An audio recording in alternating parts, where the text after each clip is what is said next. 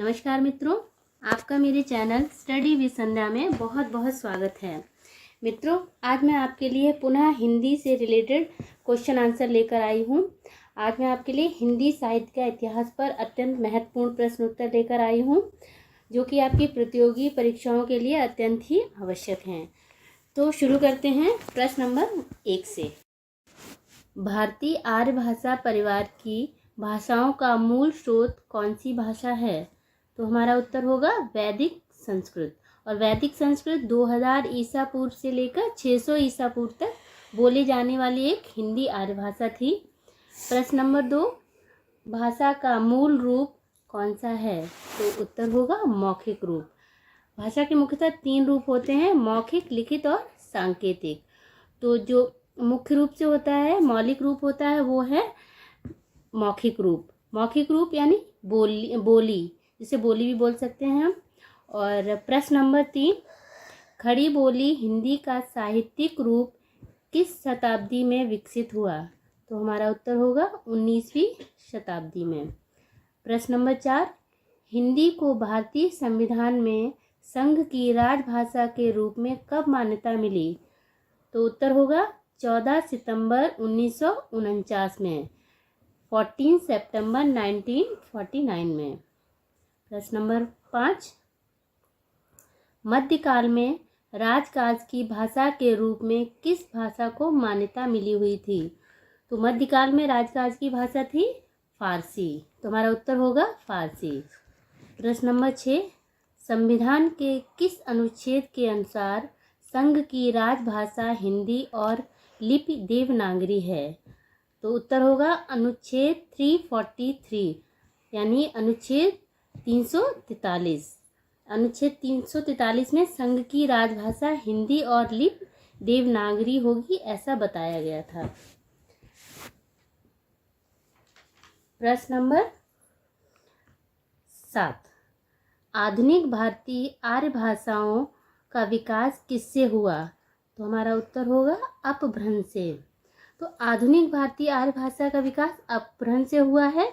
और आधुनिक भारतीय अभिप्राय से तात्पर्य है कि 1947 से पहले का भारत, जब विभाजन नहीं हुआ था, जिसमें पाकिस्तान और बांग्लादेश भी शामिल थे। वस्तुतः अंग्रेजों के आने से पूर्व श्रीलंका, बर्मा, पाकिस्तान, बांग्लादेश ये सभी भारत के ही एक अंग थे। प्रश्न नंबर 8, मानक हिंदी का विकास किस बोली से हुआ? तो हमारा उत्तर होगा खड़ी बोली हिंदी। अब मानक हिंदी किसे कहते हैं? मानक हिंदी का तात्पर्य होता है खड़ी बोली से विकसित नागरी लिपि में लिखी जाने वाली उस मानक भाषा से होता है जिसे उच्च या परिष्कृत हिंदी कहा जाता है। मानक हिंदी हमारी राष्ट्रभाषा या राजभाषा है। प्रश्न नंबर 9, पाली प्राकृत भाषाएं किससे विकसित हुई? तो उत्तर होगा वैदिक संस्कृत से। प्रश्न नंबर 10, पश्चिमी हिंदी का उद्भव किस अपभ्रंश से हुआ? तो पश्चिमी हिंदी का उद्भव शौरसेनी से हुआ।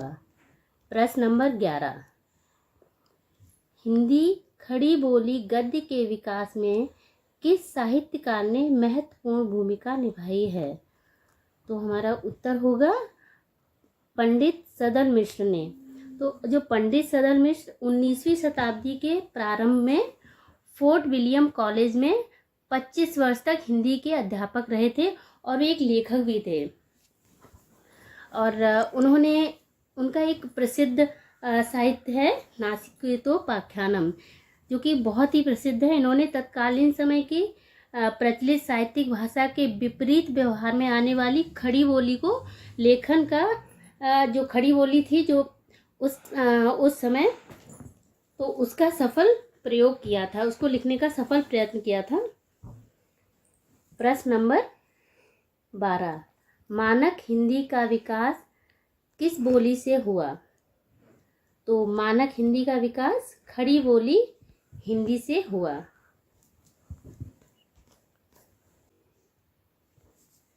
प्रश्न नंबर 13, किस आलोचक ने आदिकाल को बीज वपन काल नाम से अभिहित किया है, यानी बीज वपन काल नाम की संज्ञा दी है?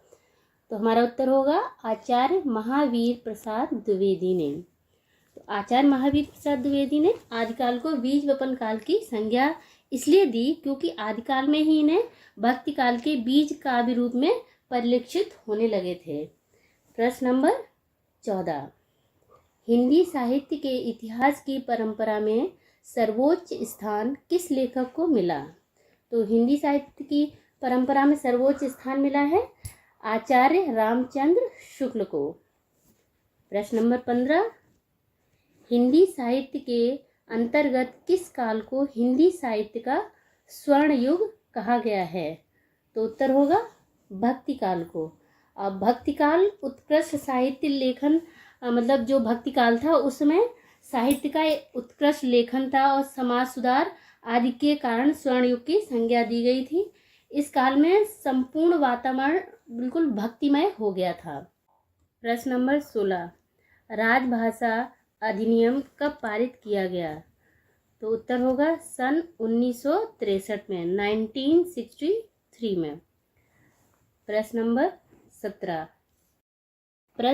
17, किस शताब्दी को हिंदी का प्रचार युग कहा जाता है?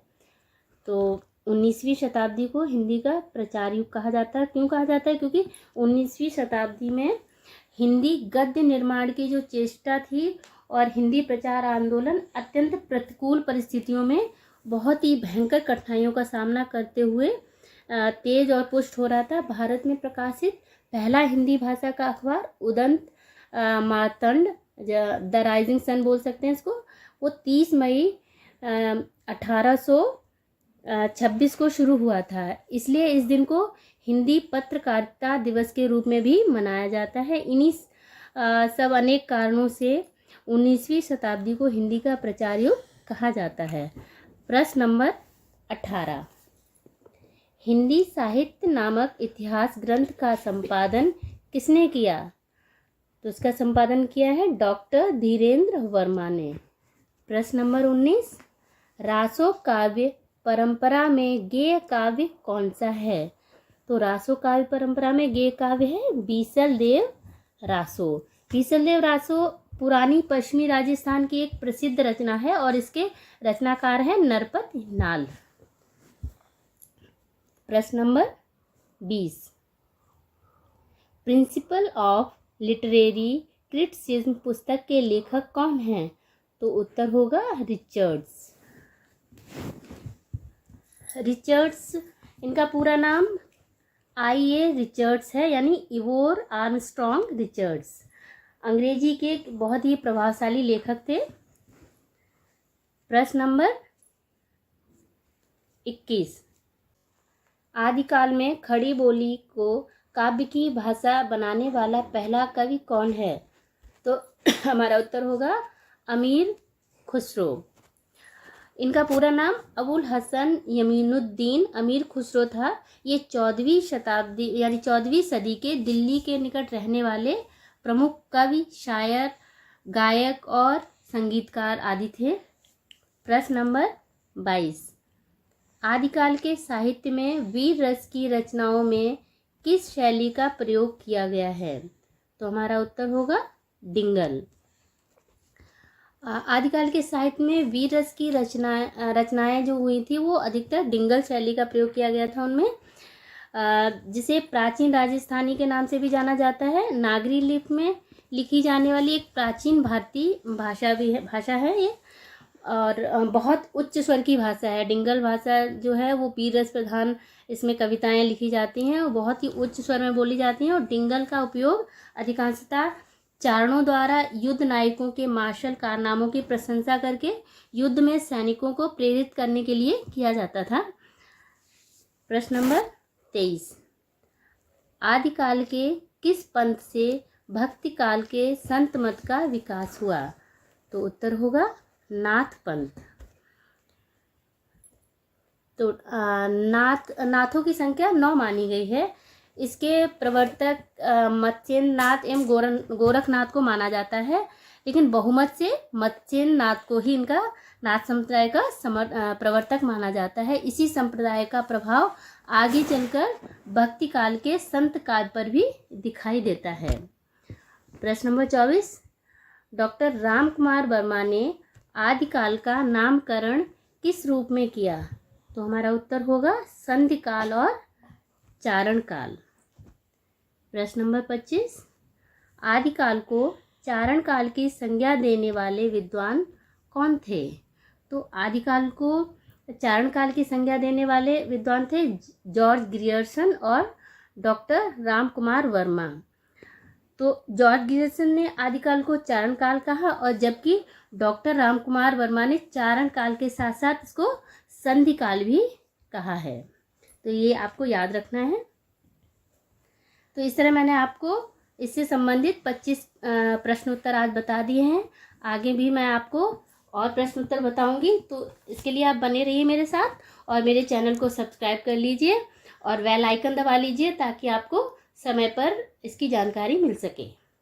तो यदि आपको मेरा ये वीडियो पसंद आया हो तो कृपया लाइक करें, ज़्यादा से ज़्यादा शेयर करें और मेरे चैनल को सब्सक्राइब करें। धन्यवाद।